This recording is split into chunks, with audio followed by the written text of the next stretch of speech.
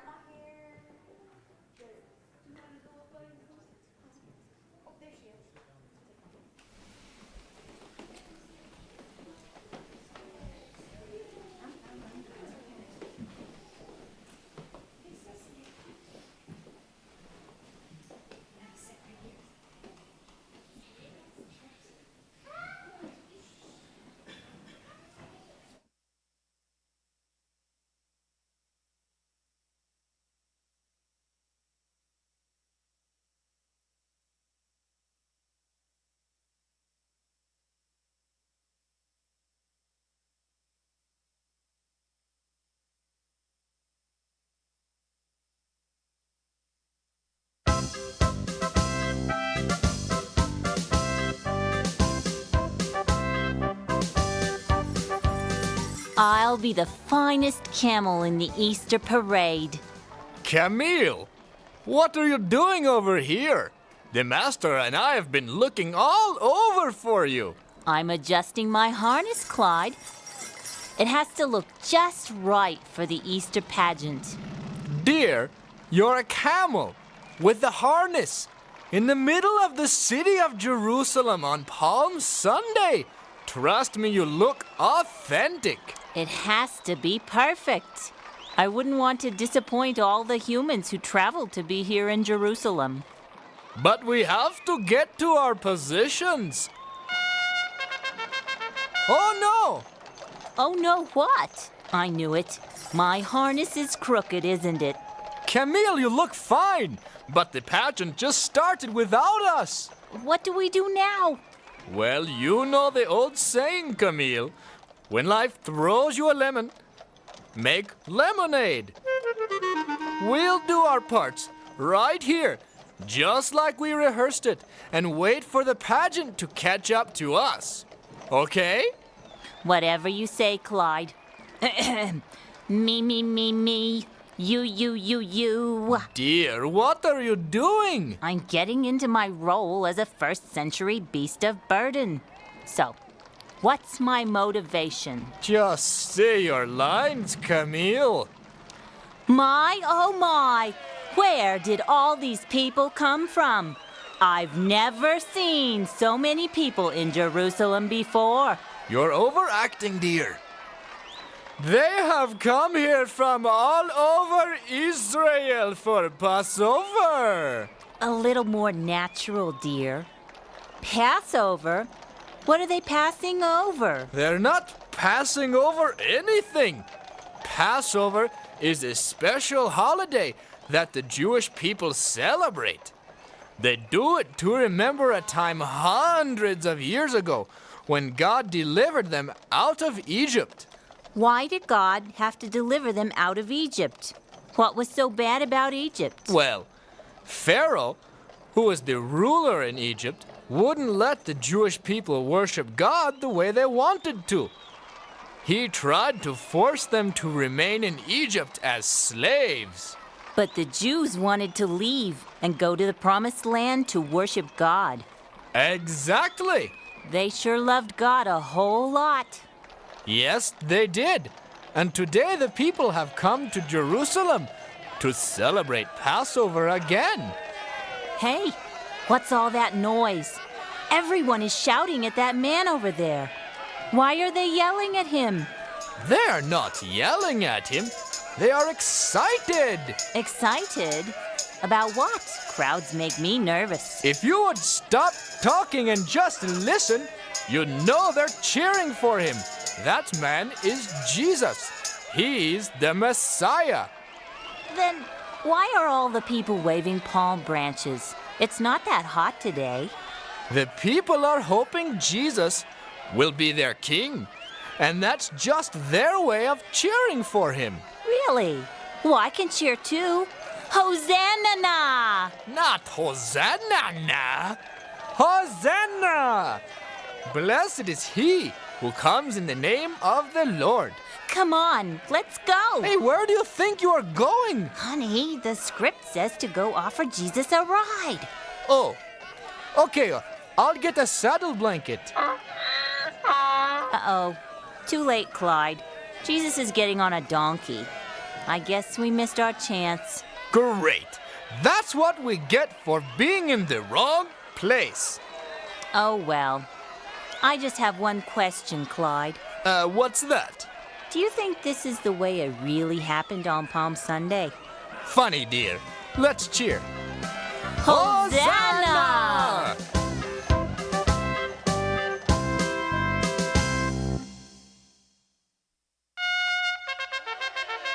Years before this day in the life of Jesus our Lord, the prophet predicted the very event in Zechariah chapter 9, verse 9. Shout in triumph, O people of Jerusalem. Look, your king is coming to you. He is righteous and victorious. Yet he is humble, riding on a donkey.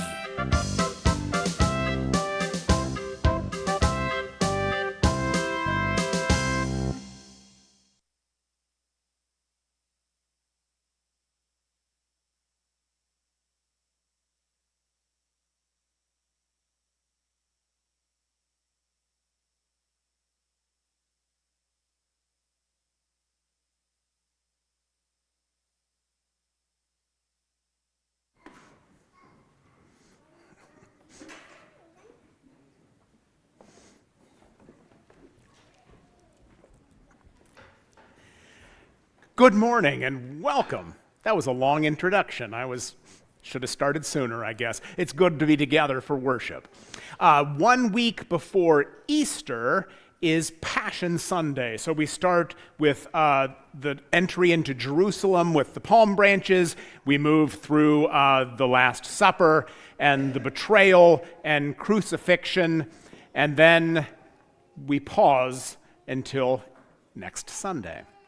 So the service is a little bit different. I think you should be able to follow along in the bulletin rather than having me read 3 chapters out of the Bible to you because the gospel reading's kind of long. We've mixed it up with songs and different readers, but I think it should be pretty easy to follow along. And since our service is different, I'm going to remind our acolyte he can go ahead and light the candles anytime. So we will begin with our reading. We will be processing in with Psalms. So anyone who is willing to process in with me with palm branches, we're going to meet in the back of the sanctuary. Will everyone else please stand and we will begin.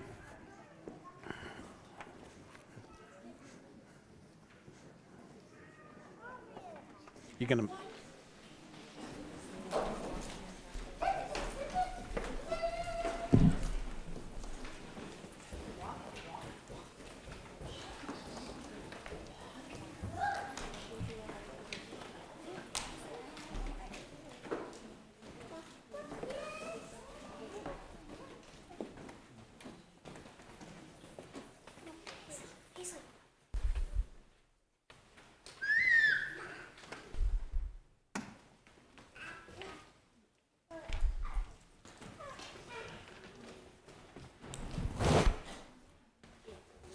When they had come near Jerusalem and had reached Bethphage at the Mount of Olives, Jesus sent 2 disciples, saying to them, "Go into the village ahead of you, and immediately you will find a donkey tied and a colt with her. Untie them and bring them to me. If anyone says anything to you, just say this: 'The Lord needs them,' and he will send them immediately." This took place to fulfill what had been spoken through the prophet. "Tell the daughter of Zion, look, your king is coming to you, humble and mounted on a donkey, and on a colt, the foal of a donkey." The disciples went and did as Jesus had directed them. They brought the donkey and the colt and put their cloaks on them, and he sat on them. A very large crowd spread their cloaks on the road, and others cut branches from the trees and spread them on the road. The crowds that went ahead of him and that had followed were shouting, "Hosanna, Son of David! Blessed is one who comes in the name of the Lord! Hosanna in the highest heaven!"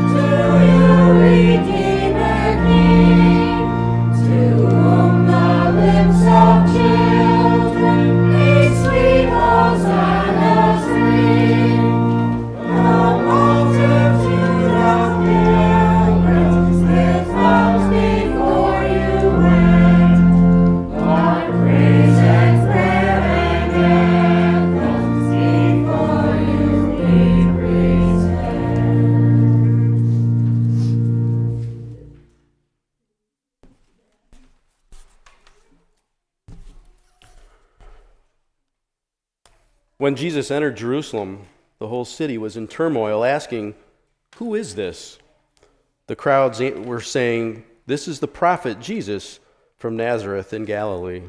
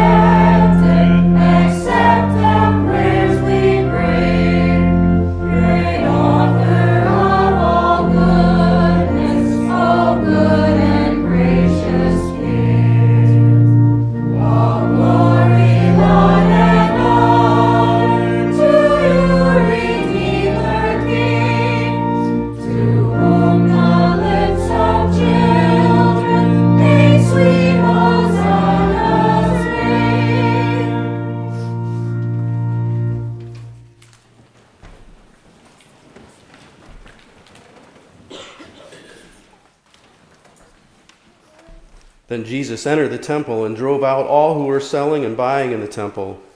And he overturned the tables of the money changers and the seats of those who sold doves. He said to them, "It is written,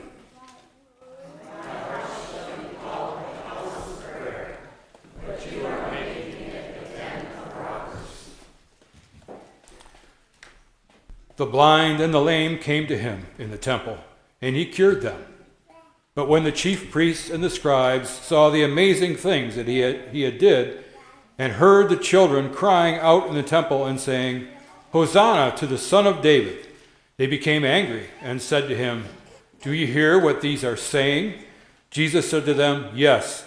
Have you never heard, out of the mouths of infants and nursing babies, you have prepared praise for yourself?"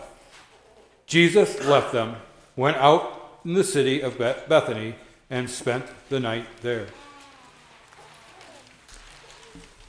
The chief priests and the elders of the people gathered in the courtyard of the high priest, who was called Caiaphas, and they conspired to arrest Jesus by stealth and kill him.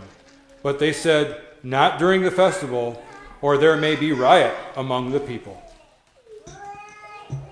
Then one of the 12, who was called Judas Iscariot, went to the chief priests and said, "What will you give me if I betray him to you?" They paid him 30 pieces of silver, and from that moment he began to look for an opportunity to betray him.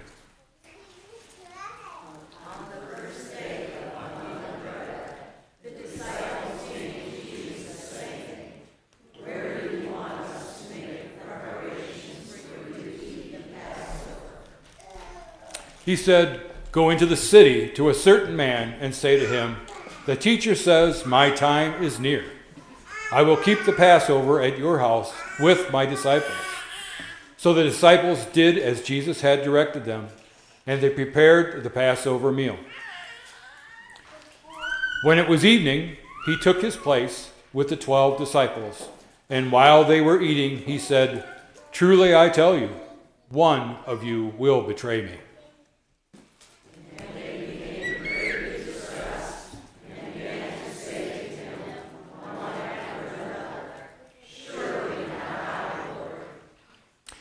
He answered, "The one who has dipped his hand into the bowl with me will betray me.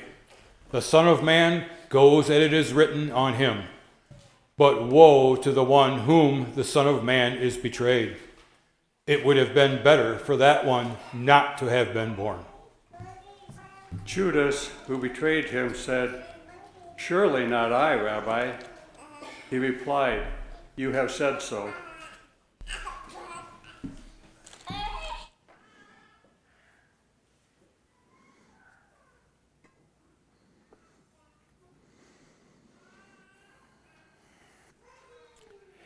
When they had sung the hymn, whoops, that's not me.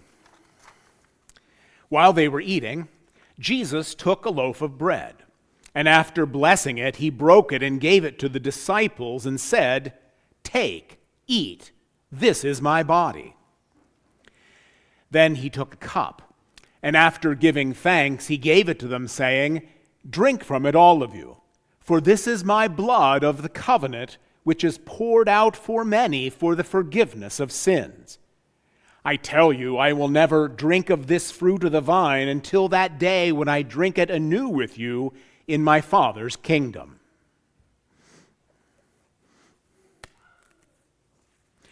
The table is prepared. Come and eat.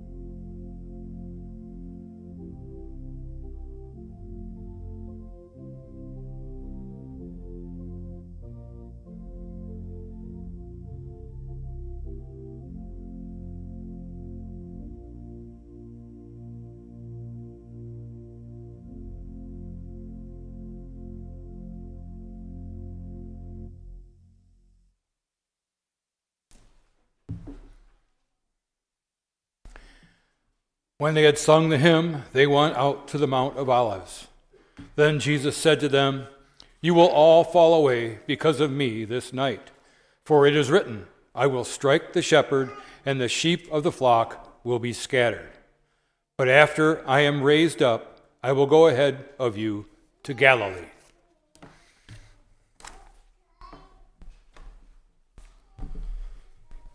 Peter said to him, "Even if all fall away because of you, I will never fall away." Jesus said to him, "Truly I tell you, this very night before the cock crows, you will deny me 3 times." Peter said to him, "Even though I must die with you, I will not deny you." And so said all his disciples.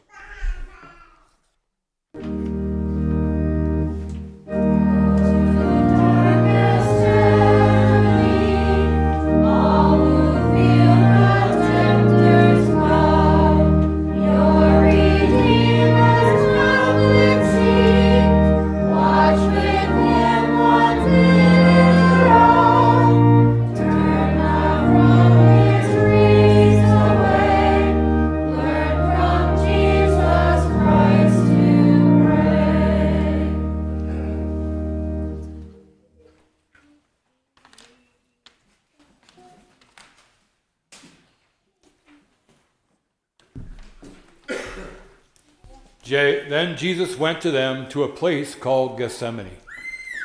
And he said to the disciples, "Sit here while I go over and there and pray." He took with him Peter and the 2 sons of Zebedee and began to be grieved and agitated. Then he said to them, "My soul is deeply grieved, even to death. Remain here and stay awake with me."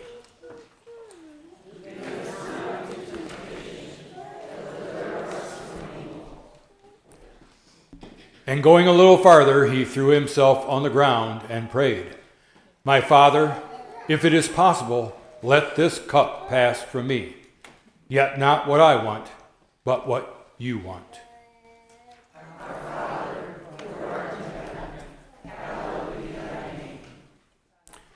Then he came to the disciples and found them sleeping.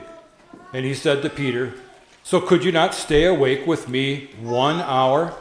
Stay awake and pray, that you may not come into the time of trial. The spirit indeed is willing, but the flesh is weak."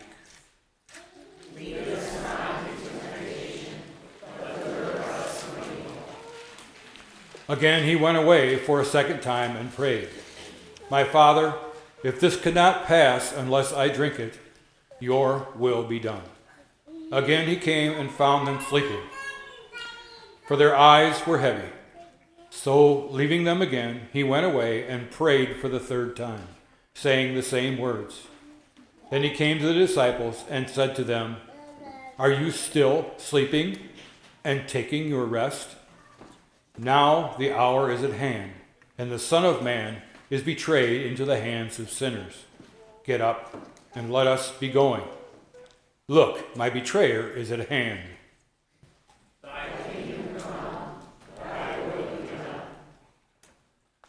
While he was still speaking, Judas, one of the 12, arrived with him with a large crowd with swords and clubs from the chief priests and the elders of the people. Now the betrayer had given them a sign saying, "The one I will kiss is the man. Arrest him." At once he came up to Jesus and said, "Greetings, Rabbi," and kissed him. Jesus said to him, "Friend, do what you are here to do."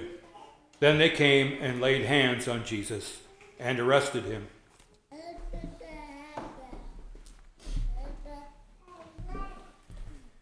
Suddenly one of those with Jesus put his hand on his sword, drew it, and struck the slave of the high priest, cutting off his ear.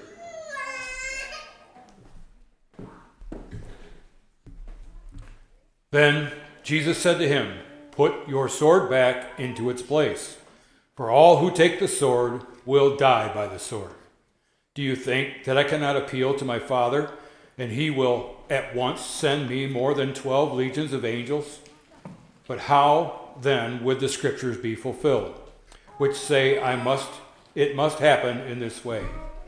At that hour, Jesus said to the crowds, "Have you come out with swords and clubs to arrest me, as though I were a rebel? Day after day I sat in the temple, teaching, and you did not arrest me. But all this has taken place, so that the scriptures of the prophets may be fulfilled."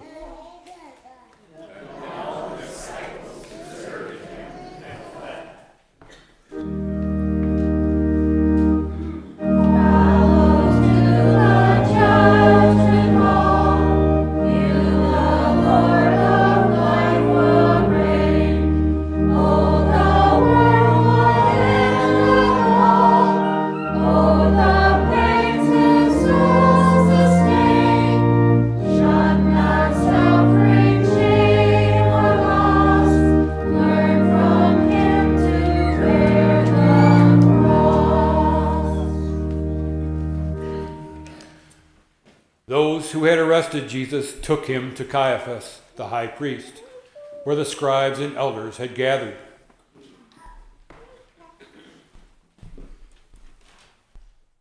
But Peter was following him at a distance, as far as the courtyard of the high priest, and going inside, he sat with the guards in order to see how this would end.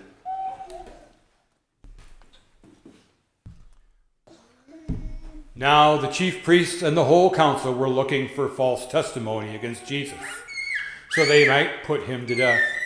But they found none, though many false witnesses came forward. At last, 2 came forward and said, "This fellow said, I am able to destroy the temple of God and to build it in 3 days."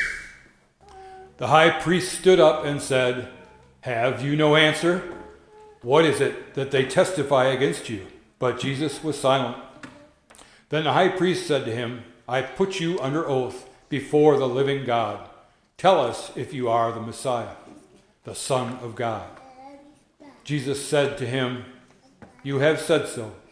But I tell you, from now on you will see the Son of Man seated at the right hand of power and coming on the clouds of heaven." Then the high priest tore his clothes and said, "He has blasphemed. Why do we still need witnesses? You have now heard his blasphemy. What do you think?" They answered, "He deserves death." Then they spat in his face and struck him. And some struck him, saying, "Prophesy to us, you Messiah. Who is it that struck you?" Now Peter was sitting outside in the courtyard. A female servant came to him and said, "You also were with Jesus the Galilean." but he denied it before all of them, saying, "I do not know who you are talking about." When he went out to the porch, another female servant saw him and said to the bystanders, "This man was with Jesus the Nazarene." Again, he denied him with an oath, "I do not know the man." After a little while, the bystanders came up and said to Peter, "Certainly you are also one of them, for your accent betrays you." Then he began to curse, and he swore an oath, "I do not know the man." At that moment, the cock crowed. Then Peter remembered what Jesus had said, "Before the cock crows, you will deny me 3 times." And he went out and wept bitterly.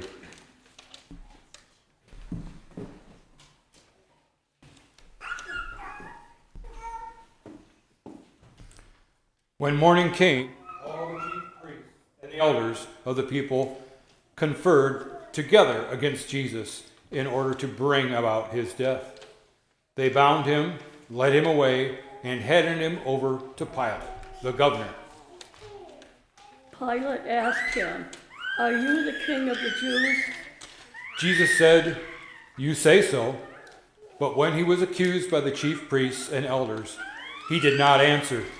Then Pilate said to him, "Do you not hear how many accusations they make against you?" But he gave him no answer, not even to a single charge, so that the governor was greatly amazed. Now at the festival, Pilate was accustomed to release a prisoner for the crowd anyone whom they wanted. At that time, they had a notorious prisoner named Jesus Barabbas. So after they had gathered, Pilate said to them, "Whom do you want me to release for you? Jesus Barabbas or Jesus who is called the Messiah?" For he realized that it was out of jealousy that they had handed him over.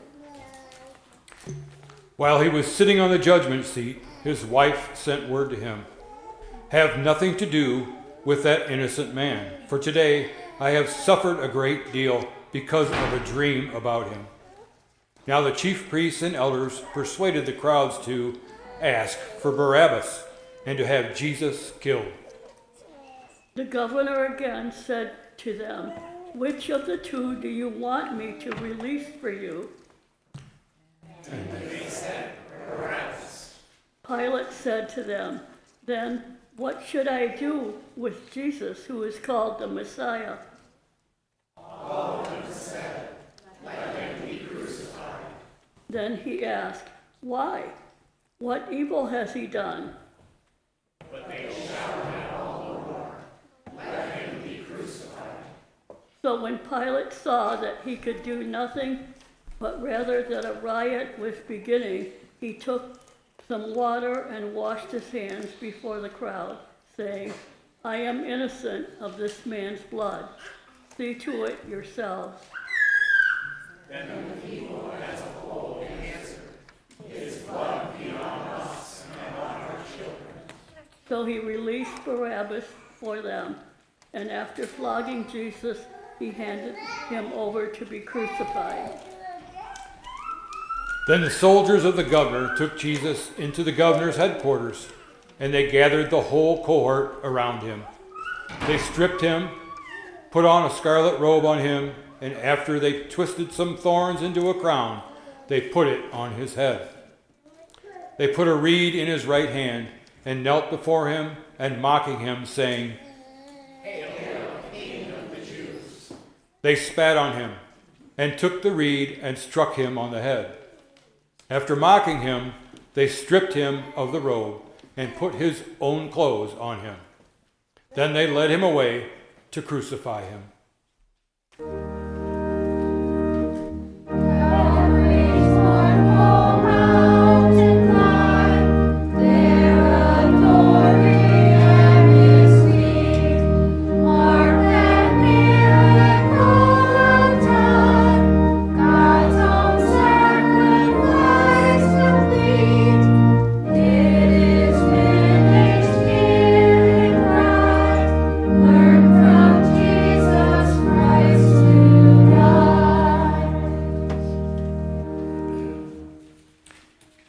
As they went out, they came upon a man from Cyrene named Simon. They compelled this man to carry his cross. And when they came to the place called Golgotha, which means place of a skull, they offered him wine and drink mixed with gall. But when he tasted it, he could not drink it. And when they had crucified him, they divided his clothes among themselves by casting lots. And they sat down there and kept watch over him. Over his head they put the charge against him, which read, "This is Jesus, the King of the Jews." Then 2 rebels were crucified with him, one on his right, one on his left. Those who passed by derided him, shaking their heads and saying, "You who would destroy the temple and build it in 3 days, save yourself. If you are the Son of God, come down from the cross."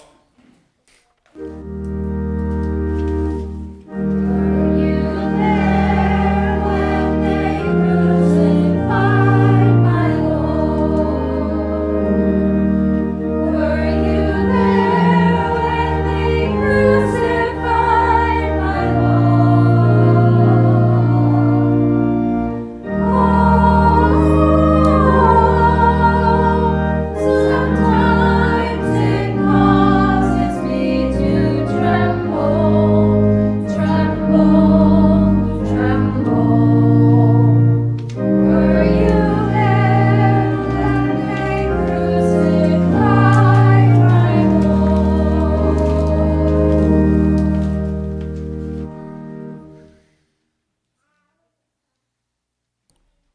the same way, the chief priests also, along with the scribes and elders, were mocking him, saying, "He saved others. He cannot save himself. He is the King of Israel. Let him come down from the cross now, and we will believe in him.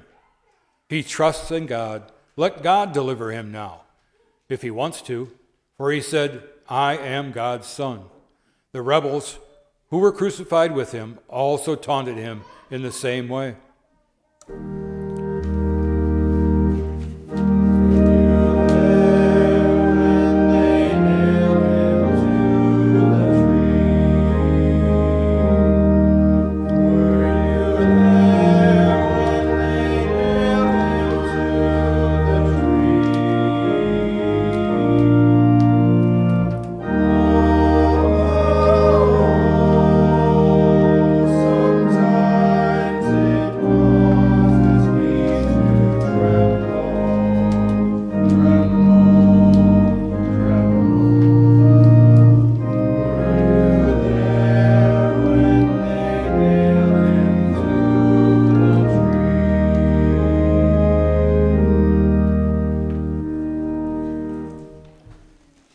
From noon on, darkness came over the whole land until 3 in the afternoon.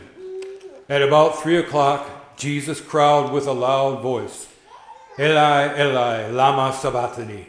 That is, my God, why have you forsaken me?" When some of the bystanders heard it, they said, "The man is calling for Elijah." At once, one of them ran and got a sponge, filled it with sour wine, and put it on a stick, and gave it to him to drink. But the others said, "Wait, let us see whether Elijah will come to save him." Then Jesus cried again with a loud voice and breathed his last.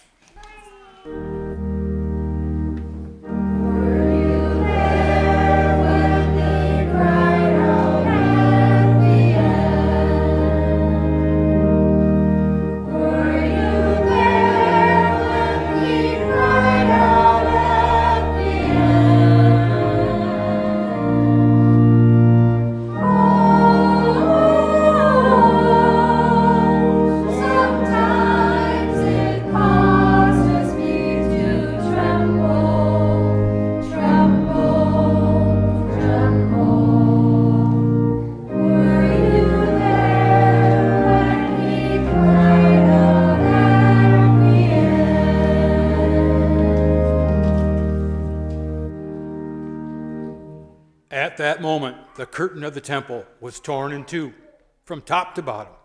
The earth shook, the rocks were split, tombs also were opened, and many bodies of the saints who had fallen asleep were raised. After his resurrection, the bodies of the saints who had fallen asleep were raised. After his resurrection, they came out of the tombs and entered the holy city and appeared to many. Now, when the centurion and those with him were keeping watch over Jesus, saw the earthquake and what took place, they were terrified and said, "This truly was God's Son."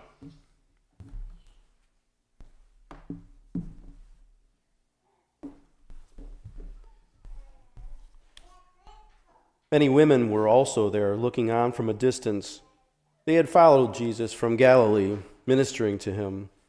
Among them were Mary Magdalene, and Mary, the mother of James and Joseph, and the mother of the sons of Zebedee.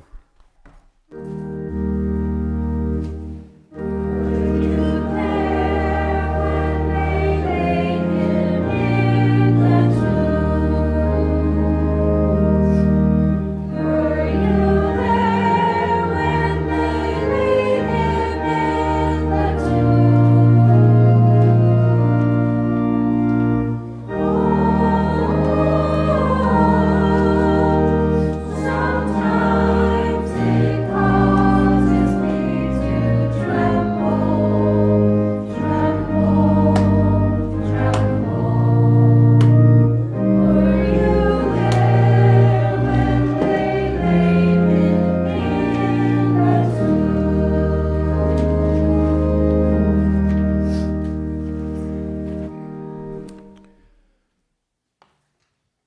When it was evening, there came a rich man from Arimathea named Joseph, who also was himself a disciple of Jesus. He went to Pilate and asked for the body of Jesus. Then Pilate ordered it to be given to him. So Joseph took the body and wrapped it in a clean linen cloth and laid it in his new tomb, which he had hewn in the rock. He then rolled a great stone to the door of the tomb and went away. Mary Magdalene and the other Mary were there, sitting opposite the tomb. The next day, that is, after the day of preparation, the chief priests and the Pharisees gathered before Pilate and said, "Sir, we remember what that impostor said while he was still alive. After 3 days I will rise again. Therefore command the tomb to be disciples may go and steal him away, and his disciples may go and steal him away and tell the people, he has been raised from the dead, and the last deception would be worse than the first." Pilate said to them, You have a guard of soldiers. Go, make it as secure as you can. So they went with the guard and made the tomb secure by sealing the stone.